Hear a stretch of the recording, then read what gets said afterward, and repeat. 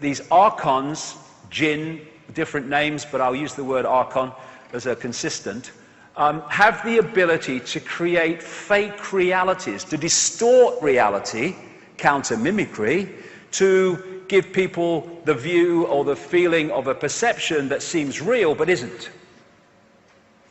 Mind parasites, they possess the mind and influence the mind in a negative way, particularly in a negatively emotional way.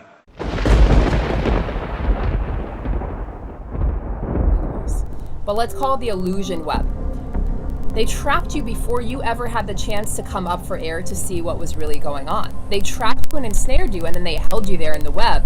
And you're in this illusion, and you're living in this illusion day in and day out, and it looks real to you, so you think that it's real. So like a predator or a spider who catches their prey and wants to play with it for a little while before devouring it, the narcissist has you in their web.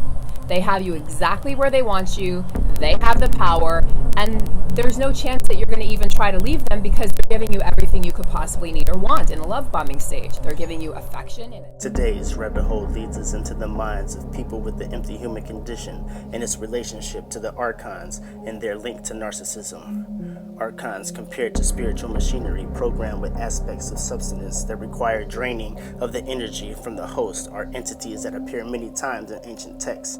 These entities attach themselves to an energy source and completely drain the resources and use the energy it stole to seek out another source. Archon programming mirrors the personality schematic of narcissism. Narcissists, known as the devil's puppets, reflect an image of beauty to shield the exposure of their ugly, demonic nature underneath. These entities operate like viral parasites and energy leeches, and although one is spiritual and one is human, the parallels cannot be ignored. Earth, the third planet from the sun, which is called Soul, is the life force of our solar system. From this force we were born, which gives us our soul. If our soul comes from soul itself, then what is the spiritual mechanism that inhabits humans with the empty human condition who lack common source of our realm? Where is their programming from? What controls their brain? The archons could very well be the puppet masters behind empty human conditions and their ridiculous behaviors. There's a lot of unseen things that correlate to the unseen dimensions that tend to get overlooked because they're not completely understood. When you start to investigate these things, you begin to connect so many dots, you start to feel as if you're free-falling into an endless rabbit hole. Archons and the soulless human, let's dig in. So, let's start with the known causes of narcissism, which are extreme neglect as a child, childhood trauma, a narcissistic parent, a stunt in self and mental development, or a long-time victim of narcissistic abuse. Simply engaging with narcissists can cause physical and mental health issues, and is one reason why psychological specialists advise patients to go no contact or have as little contact as possible with narcissistic people. Narcissists are known as master manipulators. Most psychological doctors will not even accept narcissistic patients because they are so skilled at manipulation. They have been known on many occasions to manipulate the doctor. There is no known cure for narcissism as of today. Narcissistic people hate themselves and also hate other people. Narcissists' extreme envy and jealousy is what fuels their hatred for others. They hate the fact that they need other people. I hate everyone. Everyone will bow to my knees. I will destroy this whole land. I hate it. I hate them. 50% of men are narcissistic and 50% of women are narcissistic. They have different personalities for everyone they interact with. They have no ego and only care about what people think of them. They are predators, consistently scanning the environment for an opportunity. They can never be satisfied and are easily bored. They only search for temporary satisfaction. They can't stay happy for long periods of time, no matter the situation. They act as victims to get empathy from others. They are attention seekers and slaves to their condition. They are weak and very fragile people. They have no self-control, morals, or values. Narcissists can actually go into depression and die from not getting enough attention, so they need it to survive. Psychologists say at some point during the narcissist's life, they have disconnected with their self. This is known as empty human condition. They have no self, no soul, no spirit.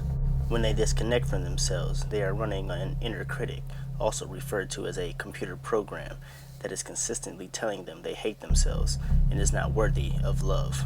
The disconnection of self causes them not to self-reflect, and they see themselves as perfect. Since they can't self-reflect, they use blame shifting as a manipulation tactic to avoid shame. Narcissists are shame-based people and live in denial. Shame is the lowest level on the emotional vibrational frequency chart. Narcissists believe they are the center of the universe and everything revolves around them.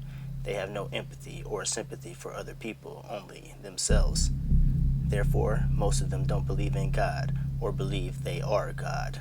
They are pathological liars and love to create and live in false realities. They are illusionists and masters of distorting reality. They act grandiose and have an inferiority complex, which is two conflicting beliefs. They act as if they are above everyone else, but actually believe they're below everyone else and have extremely low self-esteem. They use gaslighting to sow seeds of doubt in a victim's head. They consistently repeat themselves to try to program your mind, which is a known and established form of hypnosis. The more you interact with them, the more you're susceptible to this kind of abuse. They do anything to gain your trust so they can extract your energy and resources, then purposely deceive you.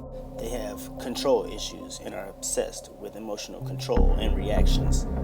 They don't care if the cause response is positive or negative as long as they get one. Most of them actually prefer negative responses. They are fueled off your emotions and will strategically orchestrate events to cause emotional reactions. They cannot function in stable environments for long periods of time. They prefer chaotic events and love creating them. They cannot change their behaviors for long periods of time and always revert back to the same kind of unethical behaviors. There are 3 phases to narcissistic abuse: love bomb, idealization, devalue, and discard. The love bomb phase is also known as the honeymoon phase, in the beginning where they put you on a pedestal just to kick you off.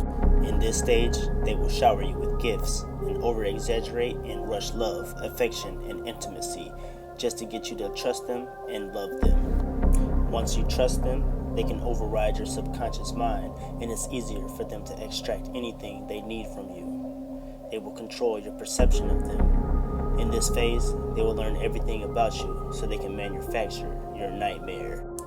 Narcissists are not capable of love, only creating an illusion of love. They mirror and reflect back the energy given to them during this phase. All they do is mimic what the host does, or what they have learned from other people. They have no creativity, is the reason they must imitate. At the end of the love bomb stage, they usually find a way to trap you, to make it harder to get away from them. The next phase is the devaluation phase, where they use double bind tactics, knowing you just want to make them happy. The double bind is basically no matter what you do, it's never good enough. They are usually cheating in this phase and making their escape plan. During this phase, they will use everything they learned about you against you. Finally, when all your resources and energy is depleted, or you call them out because you figured them out, poof, they're gone like they never knew you. This is called the discard phase. Similar to an exorcism, when the demon is named and identified, it loses its power of influence and fear through projection because the lack of substance and emptiness is revealed. People have reported after they figured out the narcissist, they have called them demons and they left soon after. Victims of narcissistic abuse report they feel physically, spiritually, and emotionally drained. Victims also report they feel lost, lifeless, depressed, a loss of identity, and suicidal. Victims also say they feel as if they have been possessed by a demon or dark spirit. So what's all this have to do with the archons? Well, let's see. The archons are from the Nahumadi Gnostic texts, which is about 1,006 years old, but they are also mentioned in many other ancient writings. They had different names, but described as the same spiritual beings. Archon means prince, royalty, and authority. The Lord Archon is said to be the devil. The archons are inorganic beings like cyborgs. In the text, it says the archons made the physical universe except the earth, the sun, and the moon. It says the world they came from is dark and ugly. Just like narcissists, they are mind parasites and masters of deception, inversion, and manipulation. They have no creativity or imagination, so they must mimic and extract ideas from other sources. They envy humans. They can create false realities. They can distort, twist, and manipulate. Archons, just like narcissists, are able to give people a perception that's real, but is not. They can influence your mind in a negative way. They can access the human mind and surpass your subconscious. They can control your perception. Just like a narcissist, they feed off the negative emotions to survive like a food. Archons are also just bodies. They have no soul. The Gnostic text says these beings are responsible for demonic possession. So the relation between the two entities are pretty much identical. I find it interesting that the deceiving and manipulative nature of the Archons and narcissists are based off the 7 deadly sins: lust, gluttony, wrath, pride, envy, greed, and sloth. It's even strange that people who interact with narcissists say they just simply don't know how to be human. In my own personal experience with a narcissist, right before I met her, I had a dream that I gave my soul to a hooded creature, and I could only see the eyes of the creature. After everything was said and done with our relationship, I came to my consciousness and realized it was her eyes. I know, crazy, right? I mean, this weirdo would even tell me she had repeated dreams of aliens doing something to her on the operating table, and they were nice to her and told her that they needed her. I don't know, but the whole experience was just dark, creepy, and unpleasant. When you take a step back and look at the universe, especially in nature and the animal kingdom, everything is feeding off something. It's a parasitic world we live in, all based on energy. I think of energy as a universal currency, and that's what these evil entities want. The evil forces accept positive or negative energy. Good forces only accept positive energy, which is consistent with the motto of holiness. I know you have heard the saying, where attention goes, energy flows. Evil entities have been luring and baiting unexpected prey into hosts for energy since the beginning of time. In a way, I see our mind, body, and souls as advanced computers, and demonic possession is like a computer virus. So do these things prey on mentally weak people, download themselves into their mind, and control them to feed off negative emotions and extract energy from us? If you've seen the blank stare these kind of people give when you ask them a question, I really wouldn't doubt it.